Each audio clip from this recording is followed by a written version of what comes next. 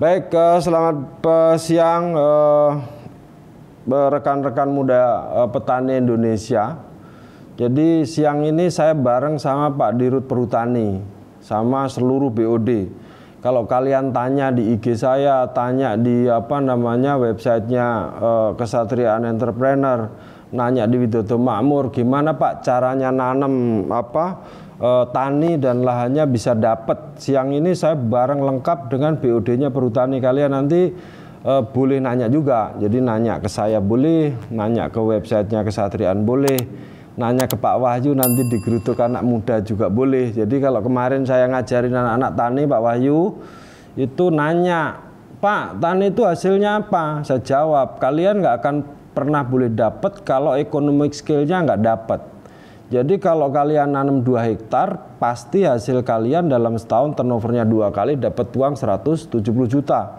Jadi kalau dulu saya muda itu punya celengan 50 juta itu udah bahagianya nggak karuan. Kalau kalian bisa nanam padi ataupun nanam jagung dengan produktivitas 6 ton, kalian tak jamin punya hasil 170 juta dalam sebulan, dan Widodo Makmur akan meng-offtake itu. Meng-offtake dengan harga yang di cap, tapi jangan jualan di pasar. Kalau kalian jualan di pasar nanti ketemu 4.000, silahkan jualan. Nah, sekarang saya lagi mau diskusi sama Pak Wahyu Kunchoro di Dirutnya Perhutani, sama Pak Andung dan rekan direksi semua akan cerita bagaimana bisa ikut nanam. Tadi saya cuplikan sebentar, 1 juta hektarnya mau didistribusi untuk nanam. Pak Wahyu izin, Pak Wahyu, saya suka ditanyain anak-anak muda, Pak Wahyu. Pak, kalau saya nanam gimana caranya? Kalau kalian itu mau kerja jangan jadi petani trader, saya bilang. Jadinya adalah petani yang produktif. Sehingga kalau punya hasil 170 juta sebulan, berarti kalau ngapelin pacar gitu Pak Wahyu, itu bisa naik Pajero ya Pak Wahyu ya. Walaupun pakai celana pendek, tapi Pajero Sport pasti on hand lah. Jadi cewek naksir. Nggak perlu ganteng kayak Pak Wahyu pakai baju keren, tapi pakai baju pendek cuman bisa ngapelin cewek cantik. Itu kira-kira Pak Dirut. Jadi teman-teman saya ini kalau tak ajarin nanya aku bisa dapat lahan di mana Pak gitu. Mungkin Pak Dirut bisa cerita ke rekan-rekan muda Indonesia Pak Wahyu. Monggo Pak Wahyu. Baik, terima kasih Pak Tum. Luar biasa Pak Tum, concern Bapak ke rekan-rekan petani muda. Jadi kenalkan, ini kami dari Perhutani, saya sendiri Wahyu. Persis seperti yang sampaikan Pak Tum tadi, bahwa kami di Perhutani memang diberi kewenangan oleh pemerintah untuk mengelola hutan di Pulau Jawa dan Madura. Dengan total luas areal kelolaan saat ini 2,4 juta hektar. Jadi luasan yang sangat luar biasa. Dan itu di Jawa, di mana hampir 60% penduduk Indonesia tinggal di Jawa. Jadi artinya hutan yang kami kelola sebagian besar sudah ada manusianya nih Pak Tum. Wah, dan tuh dengerin tuh. Yang anak muda dengerin. Iya, kami memang waktu itu mengembangkan namanya pengelolaan hutan bersama masyarakat, PHBM begitu. Nah, PHBM ini refleksinya adalah memang masyarakat sekitar hutan itu memanfaatkan hutan tersebut untuk keekonomian, untuk penghidupan gitu Pak Tum. Nah, kita punya beberapa model untuk memberikan akses kepada masyarakat sekitar hutan untuk bekerja sama dengan kita. Nah, PHBM tersebut memang refleksinya waktu itu, kebijakan saat itu Pak Tum ya, meskipun ini akan ada revisi ya, jadi sambil menunggu revisinya, masih berjalan dari pengelolaan hutan bersama masyarakat, kita membentuk namanya Lembaga Masyarakat Desa Hutan, LMDH. Jadi setiap desa membentuk LMDH tersebut, harus terwadain di LMDH, LMDH inilah yang kerjasama dengan Perhutani. Nah, bagaimana kaitannya dengan kalau misalnya petani-petani individu gitu. Nah, mungkin saya share dengan Pak Andung. Pak Andung silahkan kalau bisa menjelaskan, karena Pak Andung ini sebelumnya Kepala Divisi Regional Jawa Tengah, Pak. Wow, pas tuh. Pak Tum, jadi pas beliau pelaku di lapangan dan setiap saat menghadapi interaksi dengan masyarakat, terutama masyarakat sekitar hutan, termasuk para petani muda yang ingin memanfaatkan lahan itu. Kira-kira itu ya Pak Andung ya. Silakan Pak Andung ditambahkan. Ya, terima kasih Pak. Barangkali saya tambahkan, saya melanjutkan apa yang disampaikan Pak Wahyu tadi. Jadi ketika masyarakat yang tinggal di sekitar hutan yang dikelola perhutani, dulunya mereka ini menggarap orang per orang gitu ya, satu-satu. Kemudian mereka berkelompok menjadi namanya kelompok tani hutan atau KTH singkatannya. Nah, kelompok tani hutan ini kemudian bergabung lagi membentuk kelembagaan namanya Lembaga Masyarakat Desa Hutan.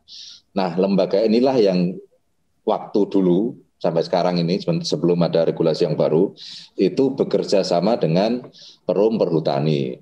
Bentuk kerjasamanya seluruh hutan perhutani yang ada di desa itu dikerjasamakan dengan lembaga masyarakat desa hutan, namanya hutan pangkuan desa gitu. Jadi seluruh hutan perhutani sudah dibagi habis oleh lembaga masyarakat desa yang ada di desa itu gitu. Nah, mereka melakukan aktivitas menanam, kemudian menjaga hutan bersama-sama dengan perhutani, kemudian berbagi input, berbagi output. Kalau perhutani panen, ya dibagi sharingnya gitu. Panen kayu misalnya, dibagi sharingnya untuk perhutani dan untuk masyarakat.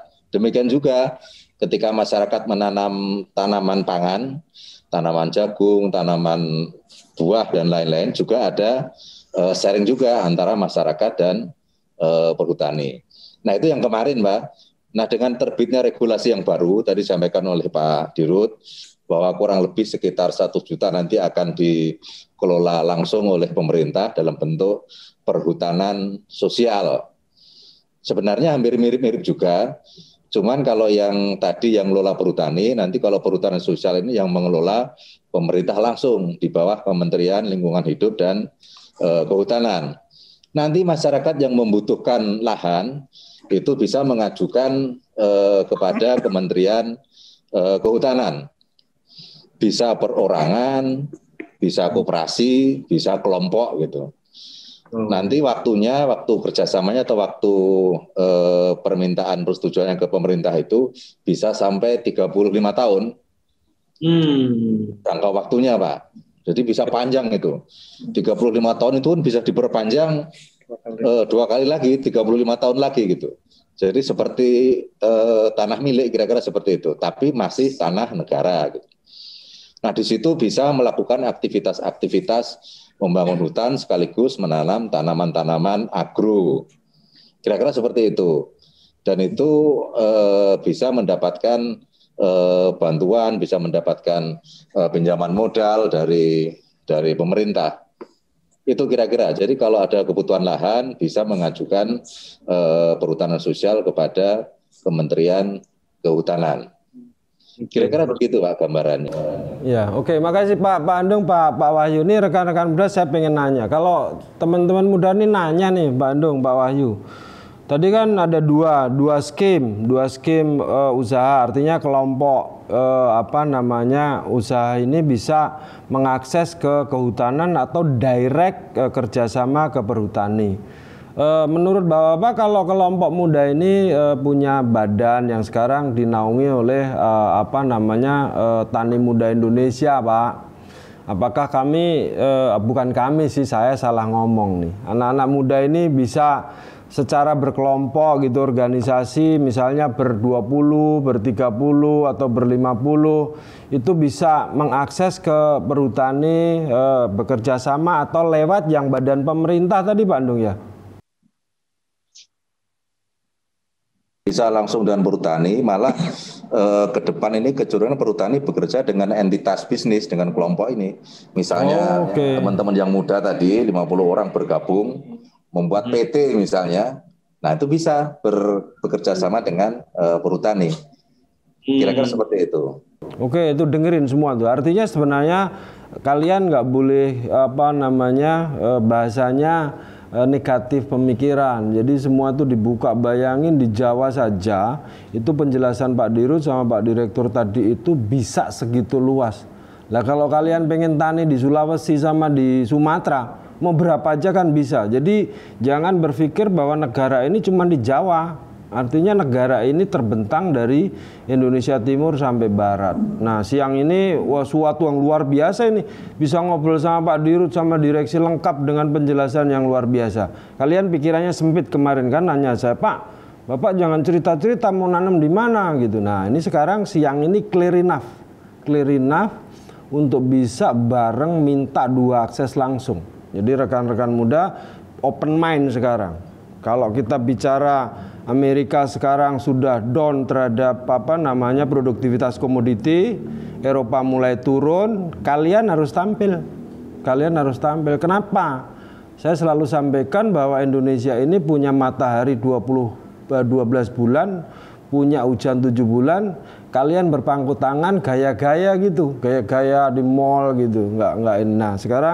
Sekarang udah clear itu di tempatnya Pak Wahyu ini. Siang ini saya dapat masukan luar biasa. Jadi saya nggak usah ngomong Sumatera, Sulawesi lagi.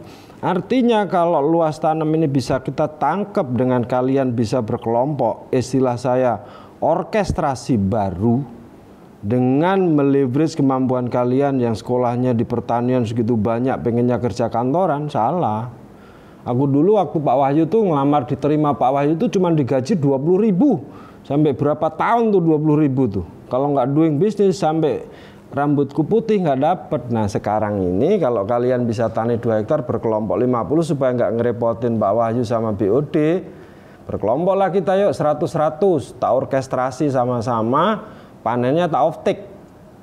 Jadi 2 hal nanti Pak Perhutani kamu nggak repotin. Saya tangkep panennya, kalian nanam naik Pajero tuh. Jadi gaya gitu, pede kalau mau ngelamar pacar ya. Oke, satu lagi Pak, nih biar ngewakilin anak-anak ya Pak ya. Kalau nanya saya kan saya suka nggak bisa jawab Pak nih. Kalau di Sumatera, teman-teman Sumatera bisa nggak ya Pak Wahyu, Pak Bandung ya? Di Sumatera, di Sulawesi gitu. Sama nggak Pak perilakunya sama di Jawa Pak? Sebenarnya kalau masalah aturannya sama Pak Tum. Cuman lahan kelolaannya perhutani itu kan di Jawa dan Madura. Nah, saya punya grup anak-anak perusahaan itu ex BUMN juga Pak Tum, yaitu Indutani 1, Indutani 2, 3, 4 dan 5. Nah, Indutani 1, 2, 3 ini ada di Kalimantan dan Sulawesi, 4 dan 5 ada di Sumatera. Nah, sayangnya tidak semua punya konsesi lahan seperti yang di perhutani. Jadi ini hanya pemegang izin ya, pemegang izin. Tapi prinsipnya sama, bahwa perhutanan sosial itu mau di Jawa, mau di Madura, mau di luar Jawa atau Madura, nanti akan disatukan konsep implementasinya. Jadi intinya bisa, saya hanya punya lahan itu di Lampung, untuk yang Indutani 5, kemudian Kalimantan dan Sulawesi itu Indutani 1, 2, dan 3. Kira-kira itu ya Pak Anung ya? Betul Pak. Gitu Pak Tum. Ya, oke. Makasih Pak Wahyu, clear. Jadi siang ini saya dapat pencerahan dari BOD Perhutani Pak Wahyu. Saya nanti akan sharing sama teman-teman muda yang pengen tani gitu. Lagi pada belajar sih Pak. Di Klaten tuh, tak bukain semuanya, tak buka akses ke website semuanya.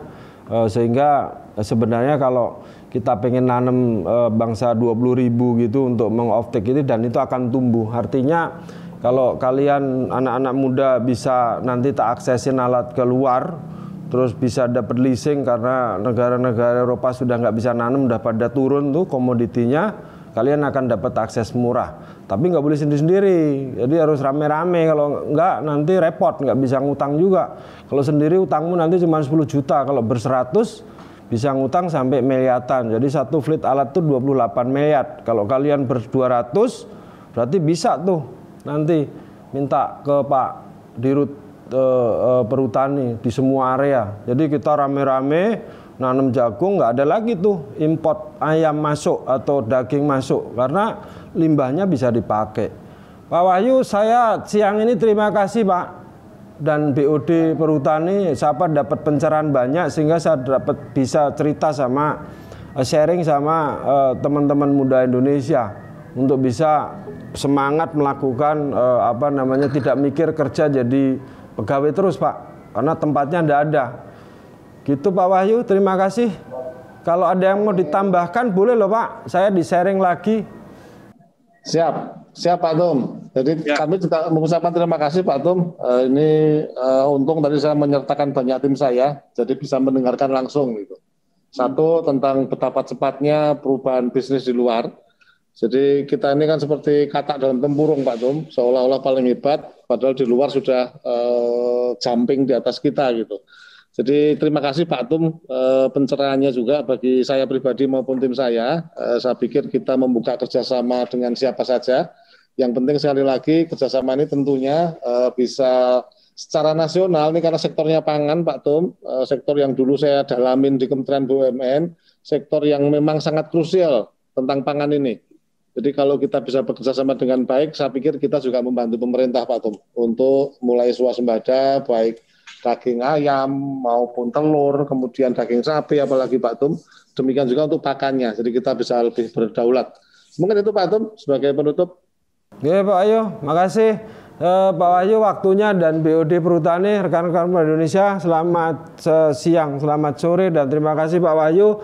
Ini nanti akan jadi Pak, anak-anak muda bisa andil di dalam berproses, tapi tak orkestrasi, nggak gangguin Bapak. Pasti lewat saya nanti tak bantuin untuk noto. Makasih Pak. Assalamualaikum semuanya. Yuk, assalamualaikum. Kita live ya. Angkatan Muda Indonesia, nantikan pembicaraan dengan tokoh pada sesi-sesi berikutnya. Jadi apa yang bisa didapatkan dari insight dan apa yang kita bahas kali ini membuka wawasan kita semua untuk melakukan bisnis berikutnya, dan kalian layak ikut andil mendengarkan dan ikut orkestrasinya Kesatriaan Entrepreneur Indonesia yang mana digawangi di belakangnya mengoptik dari produk kalian oleh Widodo Makmur Perkasa. Terima kasih.